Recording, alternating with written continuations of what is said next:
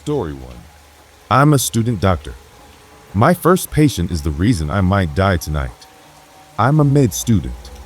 I was just meant to observe, maybe assist. Nothing in our textbooks or training prepares you for this. I'm writing this from my locked bedroom as something. He moves around my house like an animal, only quieter, more intentional. Please, someone tell me what to do. I don't know how long the door will hold. Oh, it started 3 weeks ago. I'd only just begun my first rotation, internal medicine. I was shadowing my supervising doctor at St. Thomas's. He was sharp, old school, always wore a bow tie and never seemed rattled. I looked up to him, still do. The man didn't blink during the code blue, but he'd always said, "It's the quiet ones you watch closely, not the screamers, the ones who smile when they shouldn't." I didn't get it at the time. My first solo case, just a basic consult. But my supervising doctor let me take the lead, was a man listed as patient 46B, mid-30s, slight build, no emergency, no urgent flags, just unexplained bruising. He sat calmly in the consult room. No obvious injuries. Pale, thin lips, brown hair that hung limp like it had given up. But his eyes, that was the first thing. They were gray, not blue-gray or hazel gray, just gray, unsettlingly blank, like a fogged-over mirror. He spoke slowly, politely, his voice low and toneless. Said the bruises started appearing 3 months ago. Inner thighs, upper arms, spine, places you'd expect with abuse or a bleeding disorder. I examined him, and yes, there were bruises, but they were wrong. The edges weren't purple or yellowing like healing ones. They were pitch black with a red core, as if something inside was trying to get out. I remember asking if he was on any blood thinners. He said no. I asked about substance use, alcohol, anticoagulants. Never touched a drop. He replied with a smile that felt like someone else's mouth wearing his face. I was unsettled, but I had to write something down. So I chalked it up as possible immune thrombocytopenia, gave him a mild corticosteroid prescription, and told him to return in a week. "We'll run more tests," I said. Probably nothing to worry about. I regret those words. When he returned a week later, things escalated. He looked thinner, same dark clothes, same blank expression, but there were more bruises. His neck now, around his jawline, and several across his scalp like blotches of ink. He didn't sit this time. He stood in the corner of the consult room, facing the wall, like he was in timeout. "Lucas?" I asked. That was the only name he'd given. "You okay?" "I can hear them now," he whispered. "In the walls. They want out, but they like you." I glanced at the mirror, wondering if this was some elaborate psych eval trick. But it was just me, alone, with him. He finally turned. His pupils were dilated, almost consuming the irises, and there was blood under his fingernails. "I don't scratch," he said, as if reading my mind. "They move around inside me. I'm not doing it."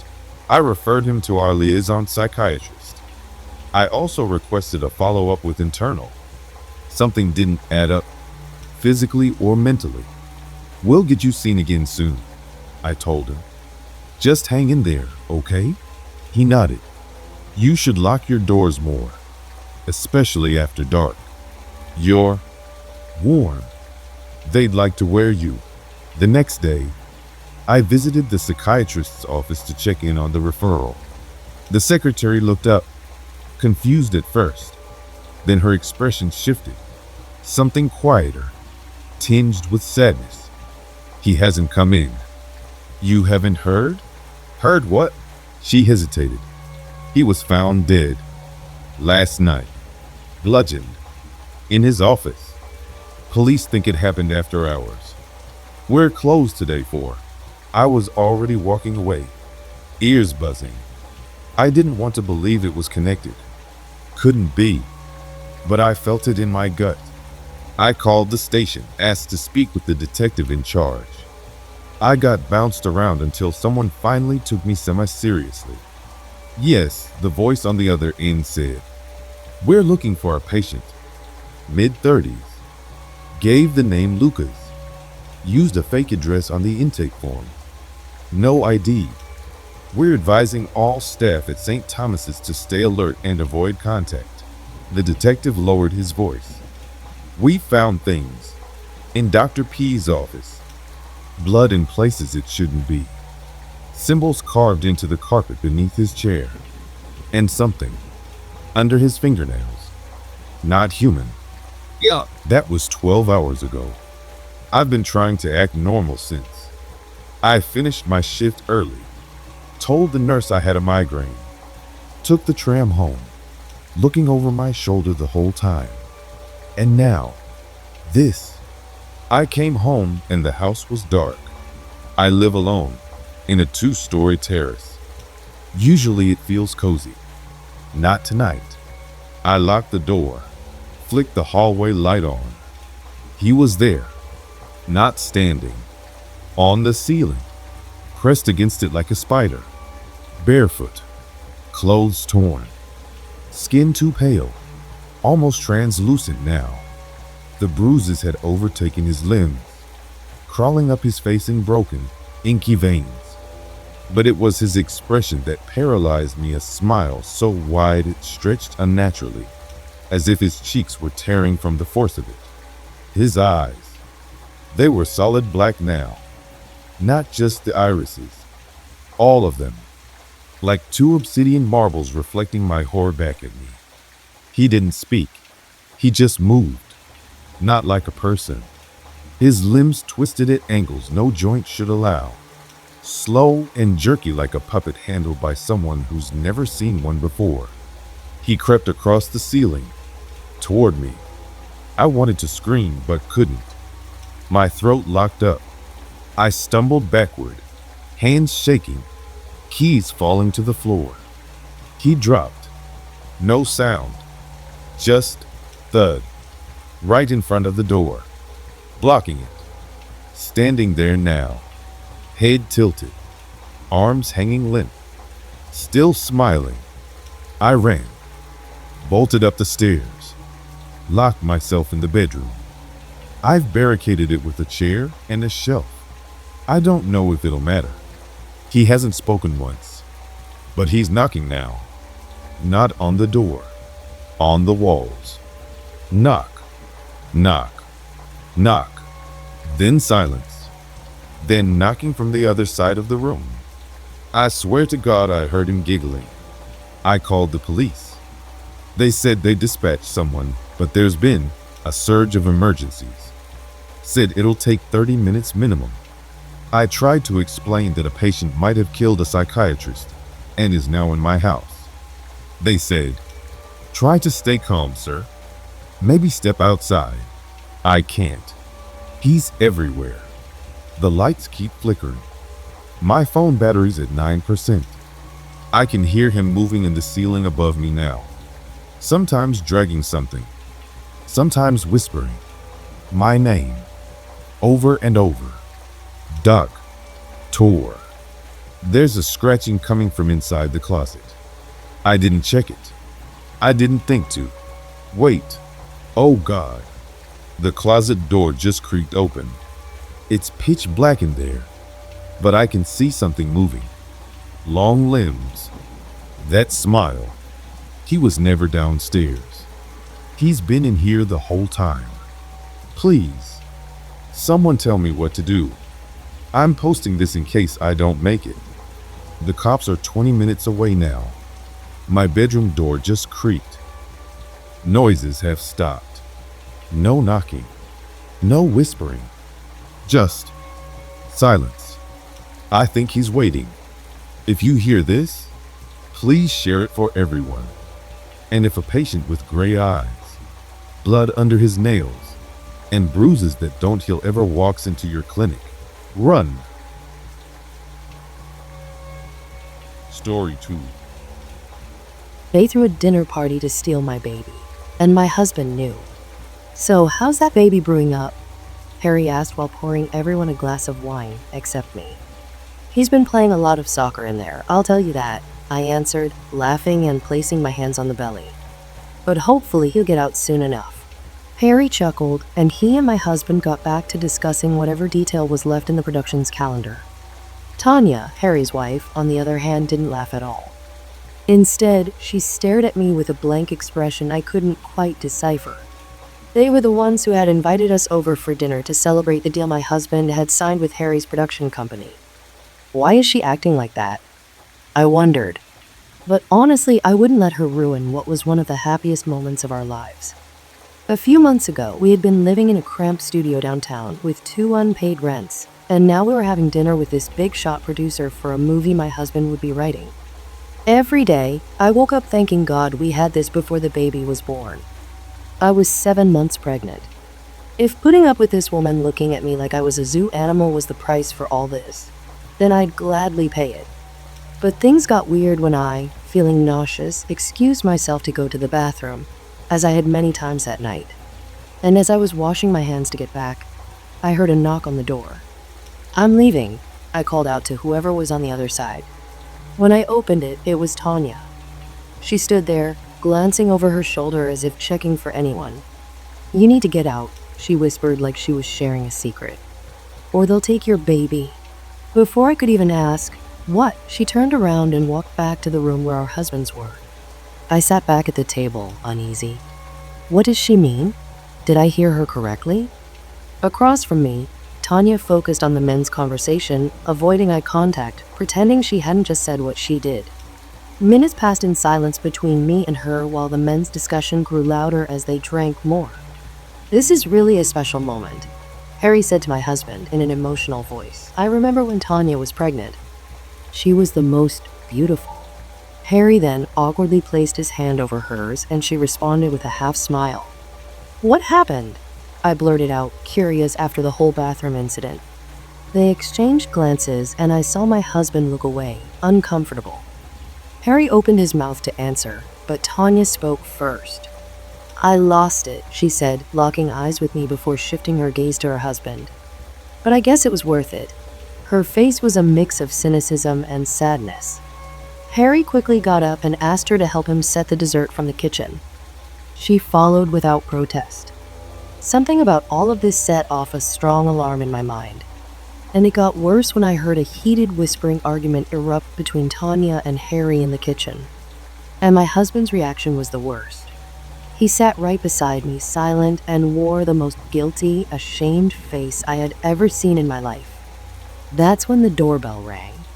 Harry came sprinting out of the kitchen to open it. An old, grumpy-looking man stepped in, and I knew who he was because my husband had described him before. It was the movie's director. Harry and my husband treated him like a king, showering him with praise and filling his wine glass, but he remained stone-faced. The only moment of joy I witnessed was when he greeted me and noticed my belly, his lips stretched into a broad grin that sent chills down my spine. "You never told me he was coming," I whispered to my husband. He and the crew were nearby and decided to drop by. "It won't take long." "But I really wanted to leave now," I continued, trying to be polite. "I'm not feeling well." "I promise we'll go right after dessert," he said with a drunken smile. "Everyone talks about Tanya's cheesecake. They say it's incredible. We have to try it." Obviously, dessert was the last thing on my mind now. My anxiety grew as more and more people started coming through that door. The costume designer, the head of makeup, the VFX director, even a few of the actors, they all started showing up, one by one. They greeted each other, then turned to look at me, like I was the main star of some twisted movie playing out in this house. Then Tanya came back from the kitchen, carrying a tray of small plates for the crew. I could see in her face, she despised them. But mine was brought by Harry himself, who carried the plate carefully, like it was some precious treasure. As he placed it in front of me, I felt every eye in the room shift toward me, and an eerie silence settled. I looked at the cheesecake. It did look good, but I was certain now there was something more in it. I definitely shouldn't eat it. I'm a bit unwell right now, I said. Maybe I'll eat it later. Honey, at least give it a bite, my husband said while Harry still stood in front of us, waiting. I'm just not that hungry. Can't we take it home instead? The tension in the room was suffocating. My husband's demeanor shifted instantly, his expression darkening as he gripped my arm. Honey, don't be rude, his face a mix of menace and desperation. Eat the cake.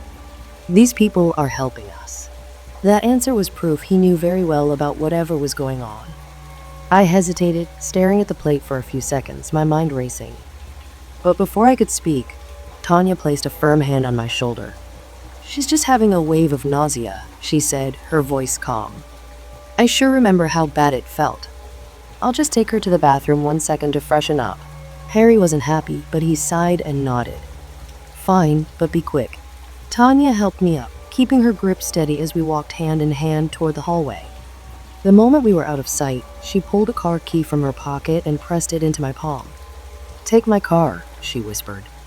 It's parked outside, second on the left. My heart pounded. What about you? They already took everything I had. Her eyes welled with tears. I'll be fine. Just go. Now. I followed her into the bathroom, where she locked the door behind us and helped me jump through the window. I ran to the spot she pointed as fast as a 7 months pregnant woman could. My hands trembled as I fumbled with the key, but as soon as the engine roared to life, I floored it. In the rearview mirror, I saw the house shrinking in the distance, while my phone buzzed with calls from my husband. Story 3.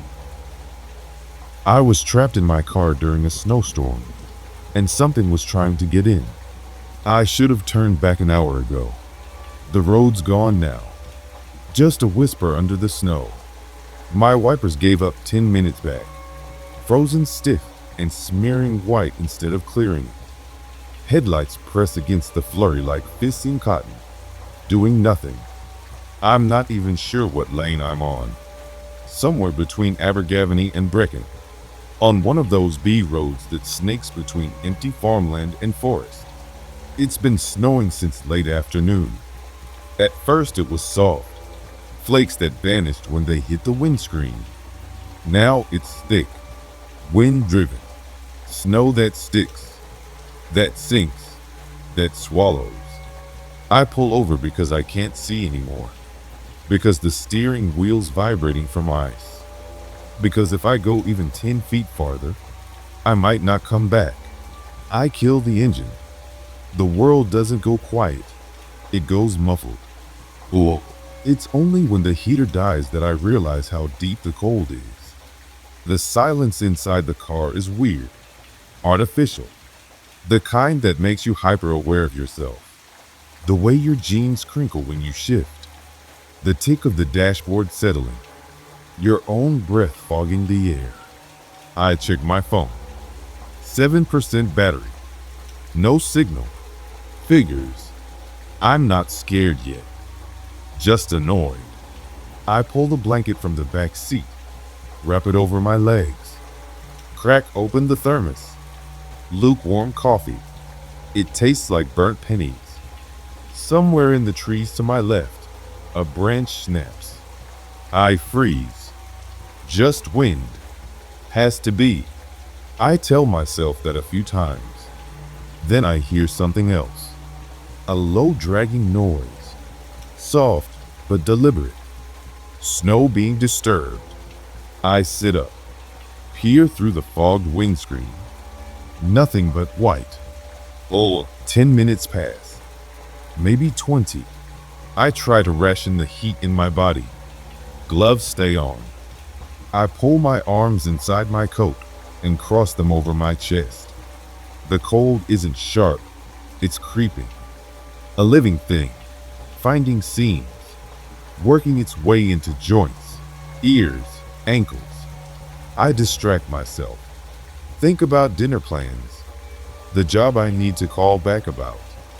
Then I hear it again. Crunch, pause, Crunch. Too slow for deer. Too heavy for fox. It's pacing. Circling. My hand slides toward the driver's side window. Wipes the condensation. There, a shape. Tall. Not moving.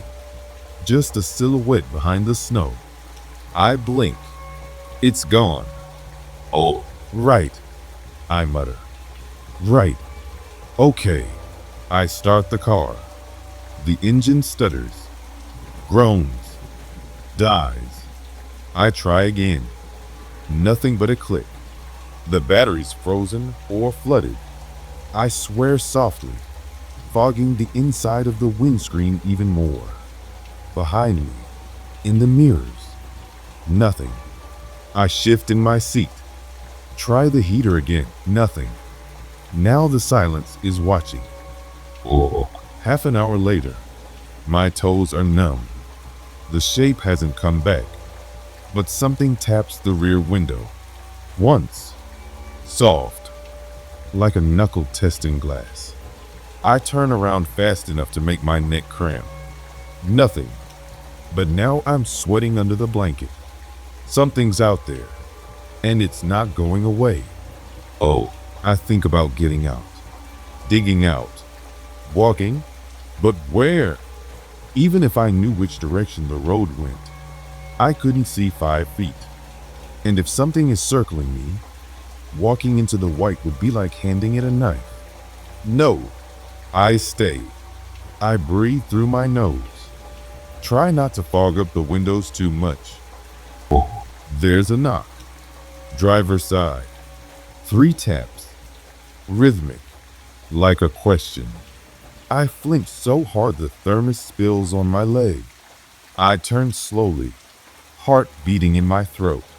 There's a shape against the glass, but it's not a hand.